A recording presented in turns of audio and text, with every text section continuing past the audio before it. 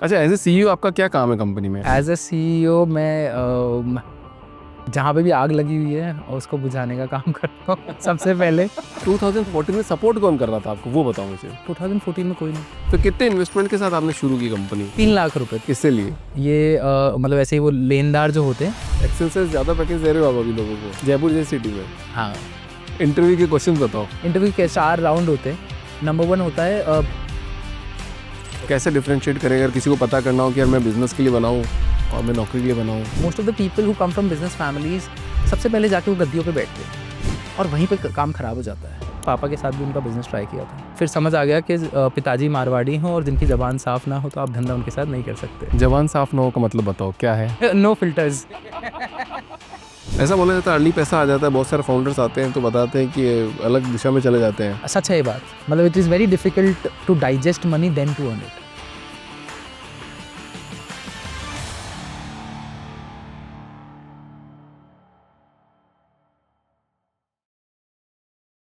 Okay Shrey sir, Shrey Sharma ji, welcome to the show the founders dream. बहुत बहुत स्वागत है आपका।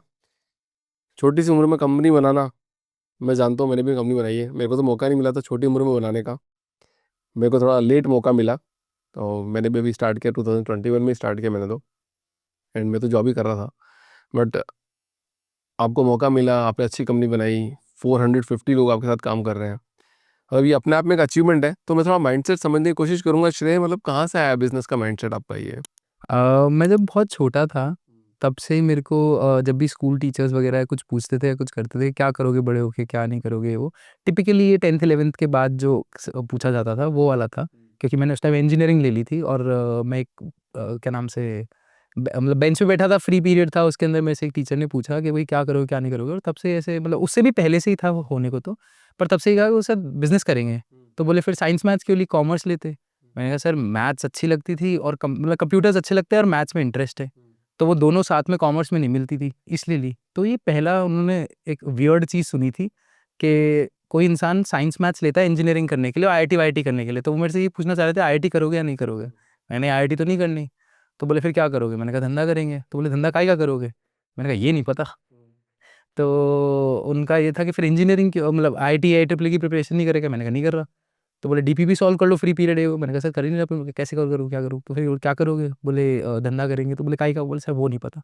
ये 3 बार हुआ और तब से ही मतलब, और उससे भी पहले से बिजनेस करने का बहुत ज़्यादा वो था, क्योंकि फैमिली के अंदर वो मारवाड़ी खून चल रहा था, तो वहीं से था। फादर मदर क्या करते हैं आपके? मेरे फादर बिजनेसमैन है, क्या बिजनेस करते हैं? उनका होटल है और उसके अलावा भी और 2-4। तो पैसे की कमी नहीं आई होगी आपके नहीं, पास? पैसे की बहुत कमी थी। कैसे आई, मतलब अगर बिजनेस है आपके पापा के पास? देखिए बिज़नेस का लोग ऐसे लगता है बिज़नेस है पापा का तो पैसे बहुत होंगे, लेकिन बिज़नेस में ऊँची-नीची चीज़ें चलती रहती है। और जब सिचुएशन मेरी आई, जब मुझे उस पैसे का शायद मज़ा लेने की उम्र आई होगी या कुछ आई होगी, तो वो नीचे वाला फ़ेज़ चल रहा होगा, शायद जो भी तो है। कितने इन्वेस्टमेंट के साथ आपने शुरू की कंपनी? मैं थोड़ा एक माइंडसेट समझने की कोशिश करते हैं 3 कि लाख रुपए, 3 लाख रुपए। 3 लाख रुपए। 3 लाख रुपए, ₹1.5 सैकड़े पे। किससे लिए? ये मतलब ऐसे ही वो लेनदार जो होते हैं, उनके थ्रू बोरगति जो करते, तो उनके तो थ्रू। मतलब घर वालों की कोई हेल्प नहीं रही इसके अंदर? घर वालों से नहीं, वो करना चाहते होंगे पर मैंने उनसे माँगी नहीं, क्योंकि लेना नहीं था, क्योंकि सबसे मेन इम्पोर्टेंट ये था कि इनके बिना जीना है। और हमेशा से ये कैलकुलेशन थी कि क्या नाम से खुद का खर्चा कैसे निकालेंगे, क्या करेंगे, क्या नहीं करेंगे। तो इसी वजह, और घरवालों से ले लेते तो आगे जाके कुछ भी बिल्ड करते तो आगे सुनने को मिलता, आज हो गया तो हमें बता रहा है, उस टाइम भूल गया कि हमने ऐसे करा था। वो नहीं सुनना था, तो इस वजह से खुद से तो ये 19 की उम्र में आप ये सोच रहे थे सब? थोड़ा मेरे को समझ में नहीं आ रही बात, मतलब ये झूठ भी हो सकती है, बिल्कुल। देखो आप अपन प्लीज़ डिवॉल्व करिए कि चीज़ का। नहीं 19 साल की उम्र में कोई बच्चा ये सोच रहा है कि नहीं यार मैं घर वालों से पैसा नहीं लूंगा, और जबकि फैमिली मुझे लगता है बिजनेस इनफैक्ट बैकग्राउंड की है। 90% और लोग यही सोचते होंगे, क्योंकि उनको घर वालों की ताने नहीं सुनने हैं। मतलब I think this is very common, we all can relate with it. बहुत सारे ऐसे लोग हैं जिनको घर वालों से पैसे नहीं लेने, क्योंकि साथ में शायद ताने या और भी चीज़ें मिलती होगी कि अरे तुम हमने तुम्हारे लिए ये किया, वो किया, वो किया। तो शायद वो नहीं सुनना होगा, और eight the same point of time खुद के मतलब बल पे खड़ा होना होगा, क्योंकि कुछ चीज़ें जो आप करना चाहते हो उसके लिए परमिशन लेने की इच्छा नहीं है। हम्म। तो वहाँ तो से पहला साल कैसा था, मतलब 2018 का जो साल था? एक्चुअली मेरा करियर स्टार्ट जो हुआ वो हुआ 2014 से। 2014 और 2014 में तब स्टार्ट मैं किया था आपने? 19 साल का। अच्छा। और 2018 के अंदर मैं ऑलरेडी 4 साल इंडस्ट्री में हो चुके थे। क्या कर रहे थे उस टाइम में? उस टाइम मैं ट्रेनिंग कराने लग गया था लोगों को। जब मैं सेकंड ईयर कॉलेज में था तब से मैं इंडिपेंडेंटली लोगों को पढ़ाने लग गया था, और उस टाइम मैं सेल्सफोर्स पढ़ लिया था मैंने, जो राजस्थान में उस टाइम पे कोई भी नहीं पढ़ा हुआ था। और उस टाइम पे मतलब बहुत ज़्यादा रिक्वायरमेंट्स आई उस टेक्नोलॉजी की और मैं अकेला पढ़ाने वाला था, तो मेरे कॉलेज के सीनियर्स भी मेरे को पैसे देते थे पढ़ने के लिए। अच्छा, तो वो उनका प्लेसमेंट वगैरह सारी सब कुछ चीज़ें देख रहा था मैं सेकंड थर्ड ईयर से तो ही। सेल्सफोर्स वहाँ से आया 2014 से? 2014 से सेल्सफोर्स आया। और क्यों सीखने की नौबत पड़ी आपको? आपने क्यों सीखा सेल्सफोर्स? मैं पहले तो धंधा करना चाहता था, मैंने कॉलेज के फर्स्ट सेमेस्टर के अंदर हर चीज़ें करने की कोशिश करी, पर समझ आया और वही दोस्तों के साथ मिलके आज अपन मिलके ये करते हैं और हर चीज़ ऑलमोस्ट फेल सी हुई है, मतलब स्टार्ट भी नहीं हुई, सही बात तो ये है। सेकंड सेमेस्टर में समझ आ गया कि भैया ये ऐसे नहीं होगा और बेटर है कि 4 साल वेस्ट करके फिर, और उस टाइम पे मैंने क्या पापा के साथ भी उनका बिज़नेस ट्राई किया था। तो समझ आ गया होटल का जब बिजनेस? हाँ, और फिर समझ आ गया कि पिताजी मारवाड़ी हों और जिनकी ज़बान साफ़ ना हो तो आप धंधा उनके साथ नहीं कर सकते। जबान साफ ना हो का मतलब बताओ क्या है? No filters.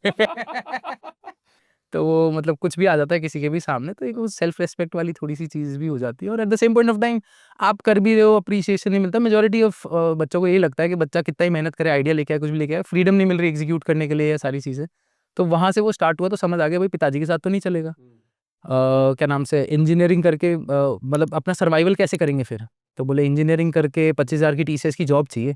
तो वहाँ से स्टार्टिंग हुई थी। तो सेकंड सेमेस्टर में मैंने पढ़ाई करना चालू कर दिया, जो कि फर्स्ट सेमेस्टर में मैं नहीं कर रहा था।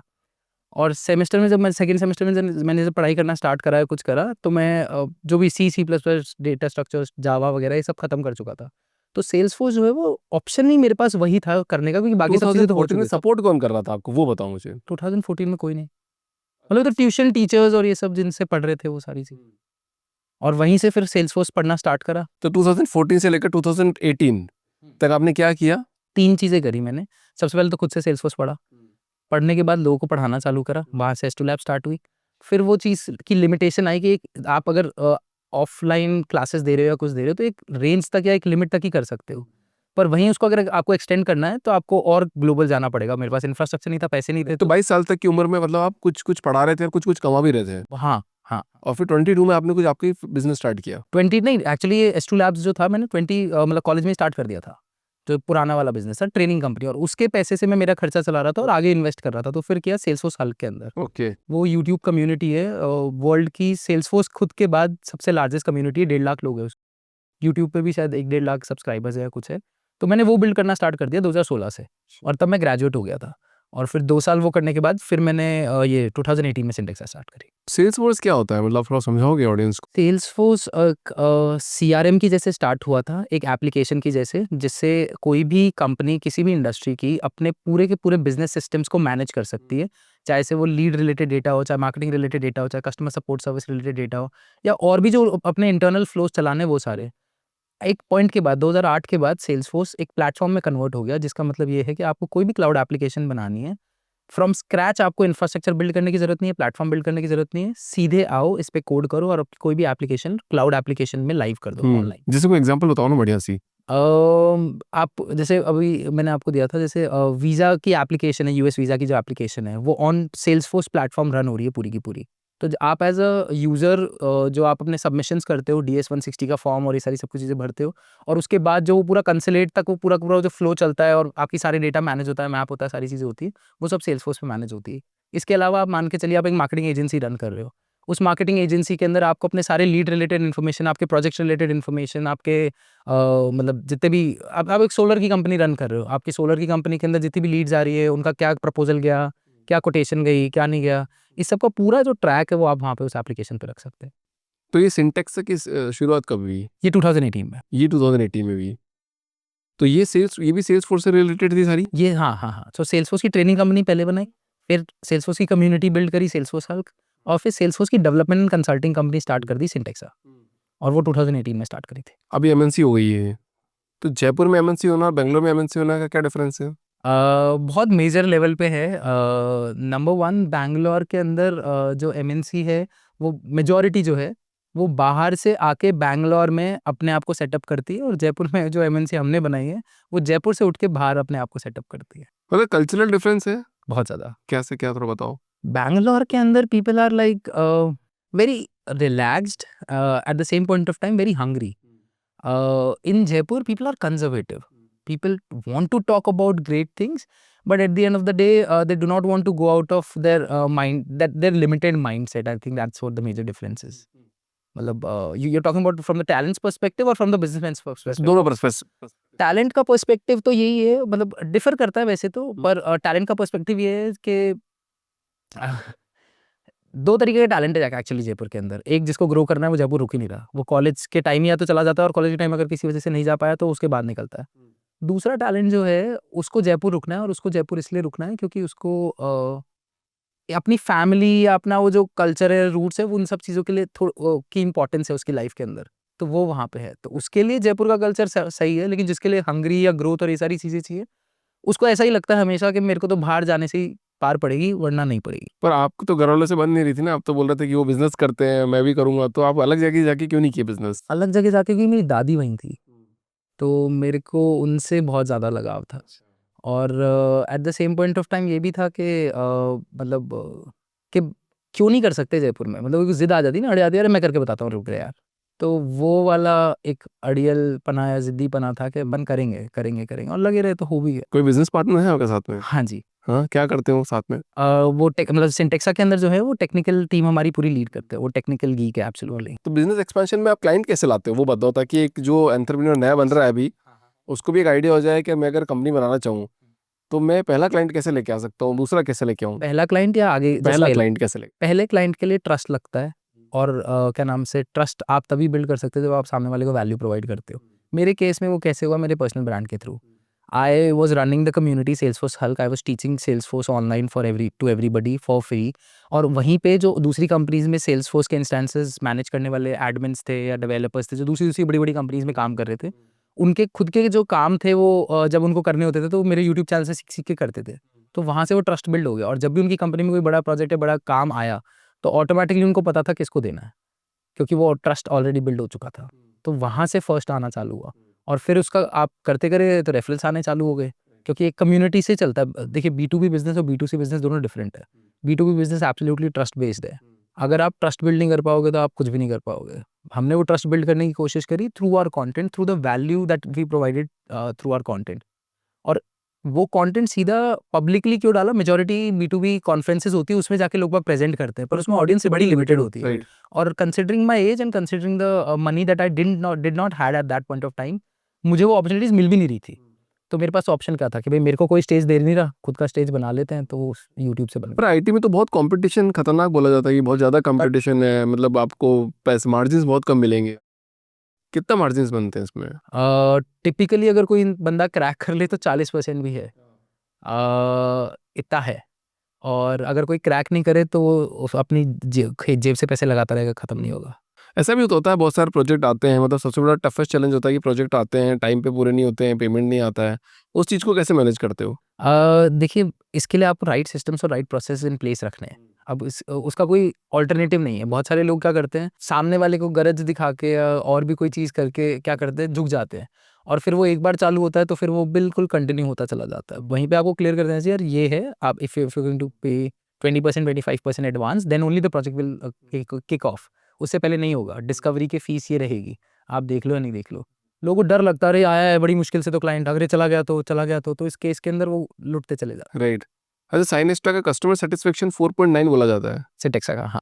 सिंटेक्सा। हाँ, हाँ, हाँ। तो क्या 4.9 कैसे है, क्या कस्टमर सर्विस देते हो आप ऐसे ही? देखिए, बहुत सिंपल है। Once you have committed for something, you make sure that it gets delivered. अगर वो चीज़ डिलीवर करने के लिए आपको चाहे रात को लगना पड़े, दिन को लगना पड़े, कुछ भी करना पड़े, वो आप डिलीवर करो, और eight the same point of time उसकी लॉन्ग टर्म जो वो है वायबिलिटी है, वो ज़्यादा इंपॉर्टेंट है। अगर आपने बेस्ट प्रैक्टिसेस यूज़ नहीं करी तो होगा क्या, आपने पुश तो कर दिया कोड पुश करने के बाद जब वो फटेगा बाद में जाके, तब वो उसके बिजनेस को जिस तरीके से इम्पैक्ट करेगा, और डबल उसको मेहनत करने लग जाएगी पुराने वाले को हटाने में और वापस नया बनाने में, वो बड़ी चैलेंजिंग होती है। सो फ्रॉम ग्राउंड लेवल अगर आप आर्किटेक्चर सही तरीके से रख रहे हो एप्लीकेशन का और उसके ऊपर बिल्ड कर रहे हो तो टेंशन नहीं आता। तो S2 लैब अभी भी चल रही है? हाँ, हाँ। वो आप हैंडल कर रहे हो कंप्लीटली? मतलब मैंने दे रखी है, मैं बस उसमें आप ये मान guide as a guide act कर रहा हूँ। थोड़ा बताओ ना, कैसे ट्रेनिंग प्रोवाइड करते हो, क्या ट्रेनिंग प्रोवाइड करते हो, किस कोर्स, किस चीज़ की ट्रेनिंग प्रोवाइड करते हो? सेल्सफोर्स टेक्नोलॉजी के अंदर कोर्सेज होते हैं अलग अलग। एडमिन बेसिक लेवल कोर्स होता है, डेवलपर उसके ऊपर वाला कोर्स होता है, उसके बाद LWC, डेवऑप्स, और ये सारे अलग अलग अलग BA QA, ये अलग अलग प्रोफाइल्स। जैसे मैंने बोला 80% हमारी टेक्निकल टीम है, हाँ। तो ये 80% टेक्निकल टीम में जो अलग अलग रोल्स होते हैं, उन अलग अलग रोल्स के अंदर क्या क्या चीज़ें उनको सीखनी पड़ेगी, क्या क्या समझनी पड़ेगी, वो सारी चीज़ें यहाँ पे। अच्छा, आप गोल्ड पार्टनर हो एक तरह से? देखा जाए। मतलब ये नाम चेंज हो गया, अब इसको समिट बोलते हैं, हाँ, समिट पार्टनर। Summit partner. हाँ। तो ये अचीवमेंट कैसे मिला? ये धीरे-धीरे क्या होता है, इसके 3 अलग-अलग वो होते हैं। एक तो कस्टमर रेफरल्स के थ्रू होता है, लाइसेंसेस एसीवी जो आपने सेल करी है उसके थ्रू होता है, और तीसरा आपकी जो मतलब आप जिस तरीके से कम्युनिटी में होल्ड रखे हो, कितने सारे सर्टिफिकेशंस है आपकी टीम के पास, आपकी टीम साइज़ क्या है, कितने वेरिड प्लेटफ़ॉर्म्स पे आपकी प्रैक्टिस बिल्ड है, ये सारी सब कुछ चीज़ों के हिसाब से।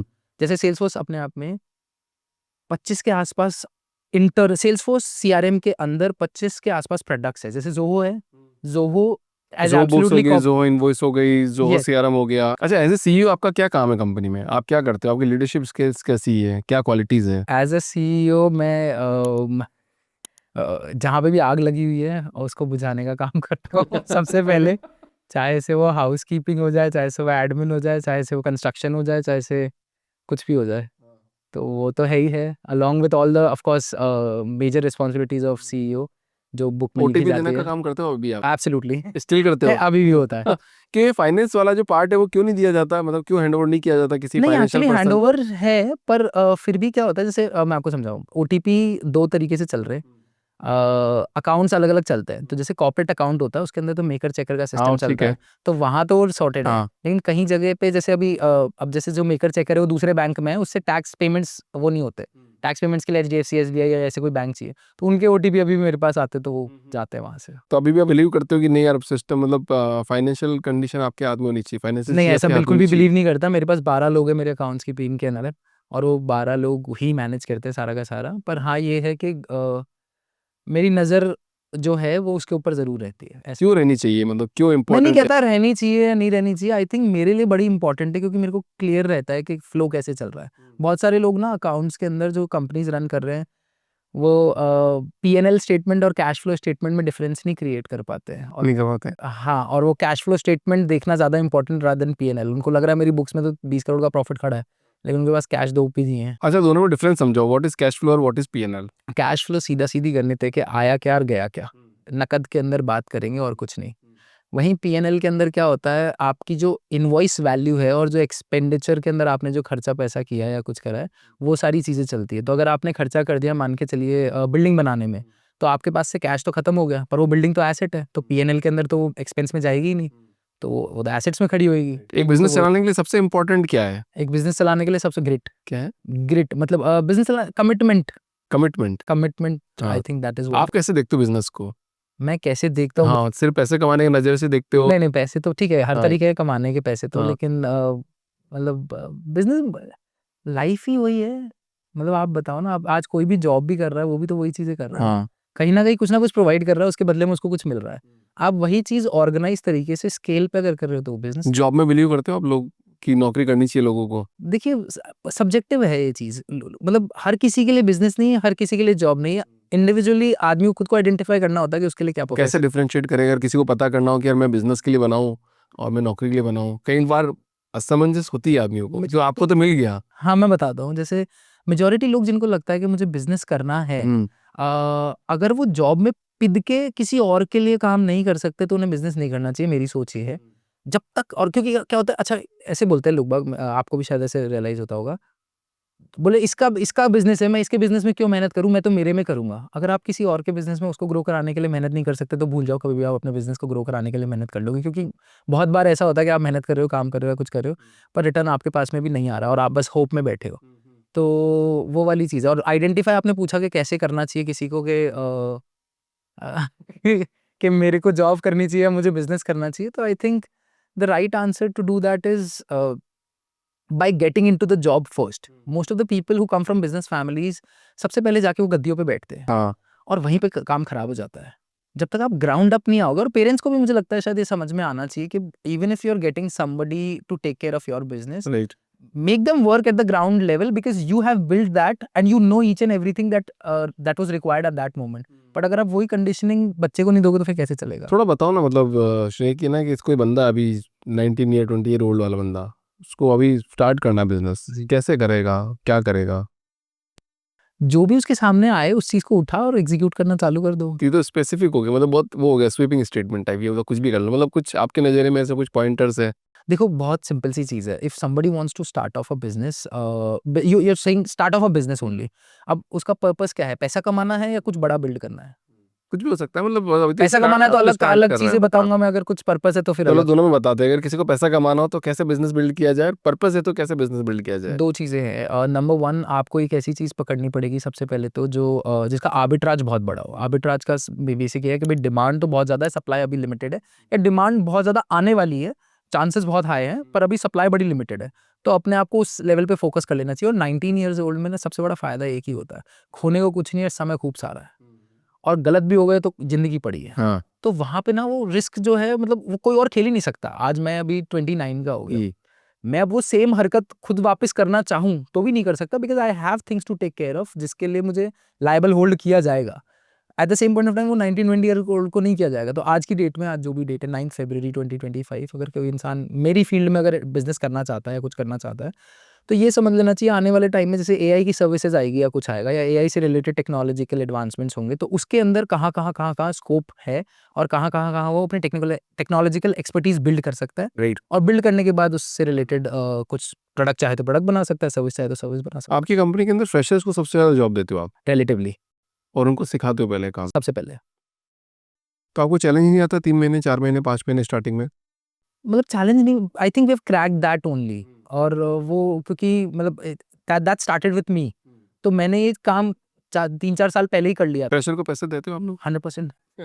मतलब दे स्टार्ट विद 5 एलपीए का पैकेज, एक्सेंचर से ज़्यादा है जो कि। एक्सेल से ज़्यादा पैकेज दे रहे हो आप अभी लोगों को, 5 लाख का, हाँ, जयपुर जैसी सिटी में? हाँ, मैं भेजता हूँ 50 लोगों को, कल उनकी जॉब लगवा सकते हो? जैसा आप कहो। है? वो अगर इंटरव्यू क्लियर कर लेंगे तो बिल्कुल। इंटरव्यू के क्वेश्चन बताओ। इंटरव्यू पहला क्वेश्चंस क्वेश्चन क्या? 4 राउंड होते हैं। हाँ, नंबर 1 होता है बेसिक कोडिंग का राउंड जो होता है। नंबर 2 जो होता है वो एडवांस कोडिंग राउंड होता है। थर्ड डेटा स्ट्रक्चर्स का राउंड होता है, और फोर्थ एचआर राउंड होता है, जिसमें कुछ नहीं हम पर वो तो फ्रेशर, उसको क्या पता होगा ये चारों में? ये चारों चीज़ें उनको कॉलेज में सिखाई जाती है, अगर वो कोई भी चीज़ कर रहे हैं तो। तो वो कोडिंग सीख के आना, वो जैसे मैंने बताया ना, मैंने सी++, जावा और ये सब पहले ही पढ़ ली थी।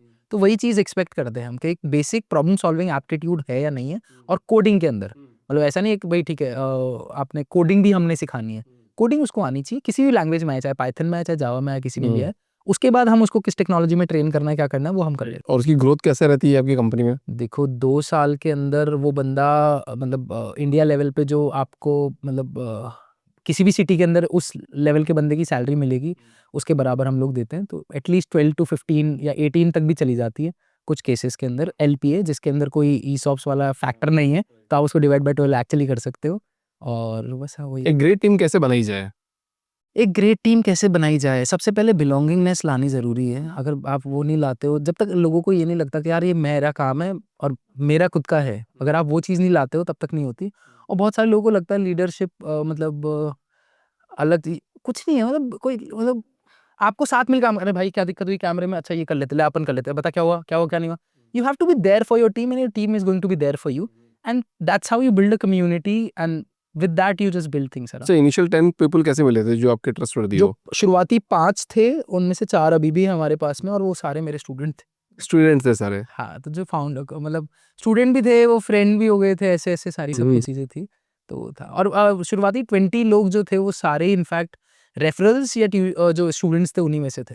अच्छा, ऐसा बोला जा रहा है एआई आ गई तो अभी डेवलपर इसकी जॉब खत्म हो जाएगी। देखिए, ऐसा कुछ नहीं होता। क्लाउड आया था, तो क्या नाम से, वो जो पहले वेब डेवलपमेंट करने वाले थे, उनकी जॉब खत्म थोड़ी ना हो गई। उनको बस नई ऑटोमेटिक कार आ जाएगी या ईवी कार आ जाएगी, तो ड्राइवर्स की जॉब थोड़ी ना खत्म हो जाएगी। कम तो हो जाएगी, पर क्यों हो जाएगी? आप बताइए क्यों हो जाएगी? क्यों कम? यूएस में कम हो जाएगी, मतलब आज के आप समझिए ना, यूएस में अभी भी ट्रक ड्राइवर्स की कमी है। हम्म यूएस में टेक्नोलॉजिकल टेस्ला ट्रक भी आ गया है, ठीक है? तो भी वहाँ यूएस में क्राइसिस आया था अभी 2 साल 3 साल पहले, कि ट्रक ड्राइवर्स नहीं है, ट्रक ड्राइवर्स साल के डेवलपर से ज़्यादा कमा रहे थे यूएस के अंदर।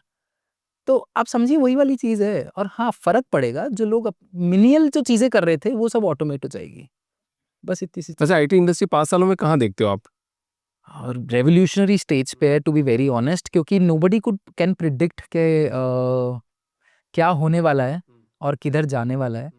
पर हाँ, मतलब कुछ तो मज़ा आएगा, अलग होगा। अभी तक कितने प्रोजेक्ट कर लिए आप लोगों ने ये तो काउंट ही नहीं है, बहुत अप्रोक्सीमेट? बहुत हज़ारों, हज़ार ज़्यादा। 1000 क्लाइंट से ज़्यादा। हाँ, मतलब शायद अब देखिए प्रोजेक्ट्स के साइज़ेज़ भी अलग-अलग होते हैं। कई प्रोजेक्ट्स 2 महीने में गो लाइव हो जाते हैं, कई प्रोजेक्ट्स 2-2 साल भी चलते हैं। और हमने शुरुआत करी तो हमने फ़िल्टर नहीं रखा, हमें इसको लेना है, इसको नहीं लेना। जो आ रहा है, जो आने दो। क्यों? क्योंकि आपको नहीं पता कहाँ से कोई छोटी चीज़ बड़ी जाके टर्न अप हो जाए, कुछ हो जाए। और हमारे पास ऐसा नहीं था कि भई भर-भर के काम आ रहा था या कुछ आ रहा था, और हमने प्रैक्टिस ऑलरेडी बिल्ड कर ली थी। और तो फिर हमने जो भी प्रोजेक्ट्स मिलते रहे, हमने उठाते रहे और करते रहे। ऐसा बोला जाता है अर्ली पैसा आ जाता है, बहुत सारे फाउंडर्स आते हैं तो बताते हैं कि ये अलग दिशा में चले जाते हैं। सच है ये बात। मतलब it is very difficult to digest money then to earn it. मतलब अर्न करना बड़ा आसान है, डाइजेस्ट करना बड़ा डिफिकल्ट। कैसे किया आपने? आई थिंक रूट्स स्ट्रॉन्ग ज़रूरी है, वैल्यूज़ ज़रूरी है। अगर वो वैल्यू सिस्टम अच्छा नहीं होगा तो नहीं पार पड़ती, माथे आ जाता है। और आप 5 साल में आपकी कंपनी को कहाँ देखते हो?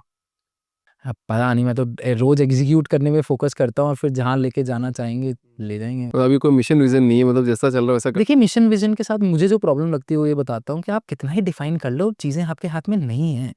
मतलब ये अभी 7 साल की सक्सेस के लिए अगर आप मेरे से पूछोगे कि आप अपने आप को कितना वो देते हो, क्या नाम से, श्रेय इस बात का, तो मैं कहूँगा कुछ भी नहीं। क्योंकि कोविड आया, कोविड के अंदर ऑटोमैटिकली आईटी कंपनीज़ के अंदर बहुत ज़्यादा सर्ज आया, मार्केट में बहुत ज़्यादा पैसा इन्फ्लो आया, और उस टाइम पे एकदम से मतलब स बिना सोची हुई ग्रोथ आ गई इंडस्ट्री के अंदर, और जिसका हम भी पार्ट थे और जिस वजह से हमें भी ग्रोथ मिल गई। राइट।